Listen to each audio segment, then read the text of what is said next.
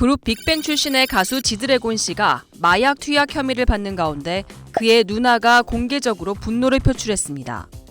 지드래곤 씨의 누나이자 패션 디자이너 권다미 씨는 12일 SNS에 어지간히 해라 진짜 아주 소설을 쓰네 라는 글을 올렸습니다. 앞서 한 매체가 지드래곤 씨에 대한 첫 경찰 조사 당시 머리카락을 제외한 몸 대부분을 제모한 상태였다고 보도했는데요. 이로 인해 증거인멸 의혹이 불거지기도 했습니다.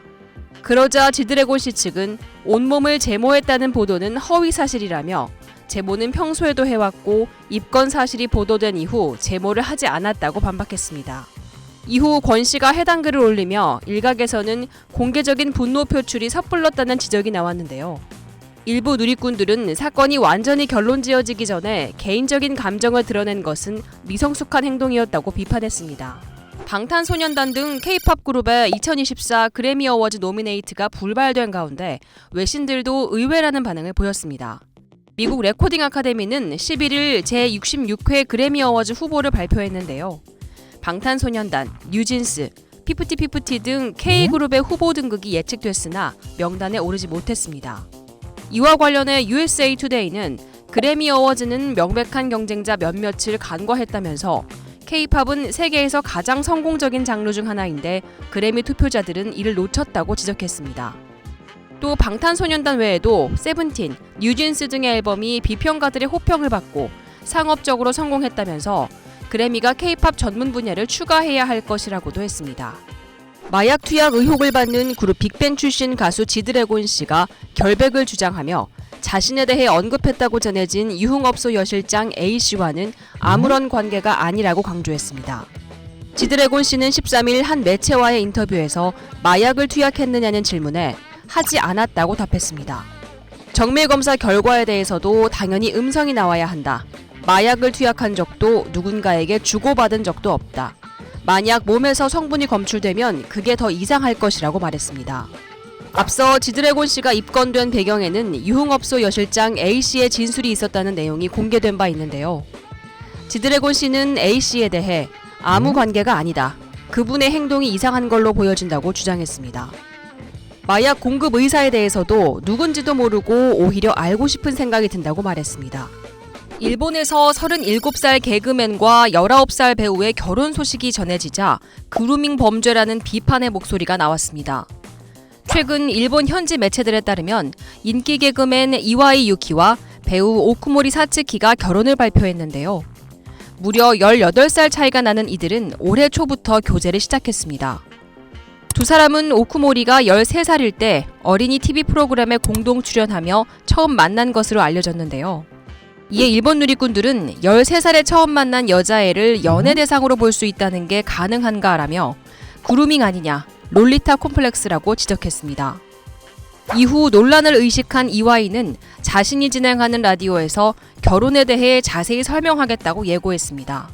경찰이 마약 투약 혐의로 수사 중인 배우 이선균 씨의 다리털을 국과수에 보내 정밀 감정을 의뢰했습니다.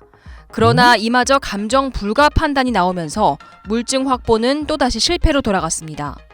15일 한 매체에 따르면 인천경찰청 마약범죄수사계는 지난달 이선균 씨 1차 조사 당시 모발과 함께 다리털을 확보해 국과수에 정밀검사를 의뢰했는데요. 국과수는 이를 감정 불가라고 판정했습니다. 정확한 판정 이유는 공개되지 않았지만 경찰은 채취한 채모량이 충분하지 않았을 가능성에 무게를 두고 있습니다. 앞서 이선균 씨는 소변을 활용한 간이 시약 검사와 모발 등을 채취해 진행한 국과수 정밀 감정에서도 음성 판정을 받았는데요. 경찰은 조만간 이선균 씨를 다시 소환해 다리털을 재채취하고 추가 감정을 의뢰하는 방안을 검토하고 있는 것으로 알려졌습니다. 아나운서 출신 방송인 박지윤 씨가 자신의 이혼과 관련해 허위 사실을 유포한 5명을 고소했습니다.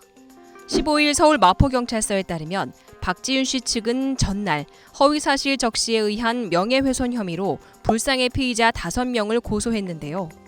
1명은 불륜설을 인터넷에 유포한 게시자, 4명은 동영상을 올린 유튜버입니다.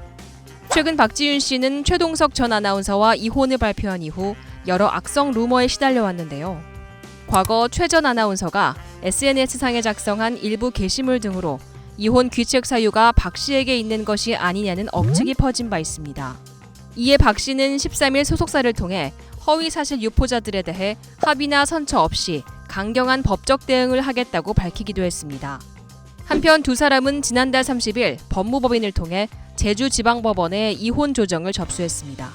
배우 서예지 씨가 학교 폭력 의혹이 사실이 아니라고 법원에서 소명했지만 광고주에게는 모델료 일부를 반환하게 됐습니다. 16일 소속사 골드메달리스트는 10일 유한건강생활과의 소송에서 서예지 씨에게 제기된 학교 폭력 등의 의혹은 일방적 의혹임을 확인받았다고 밝혔는데요. 다만 서예지 씨와 소속사는 유한건강생활이 요구한 손해배상 금액 12억 7,500만 원 중 2억 2,500만 원을 돌려줘야 합니다. 서울중앙지법 민사 25부는 의혹이 제기된 사실만으로는 서예지 씨가 계약을 위반했다고 볼 수 없다면서도 사실 여부와 무관하게 서예지 씨의 이미지가 훼손됐기 때문에 광고 모델 계약 해지는 적법하다고 판결했습니다. 이와 관련해 소속사는 의혹이 제기되면서 광고주와의 신뢰가 깨졌다는 이유로 약정에 따른 모델료 일부 반환을 인용받았을 뿐이라고 설명했습니다. 끝으로 소속사는 서예지 씨에 대한 근거 없는 의혹 제기와 무분별한 비난을 삼가주시기를 당부드린다고 강조했습니다.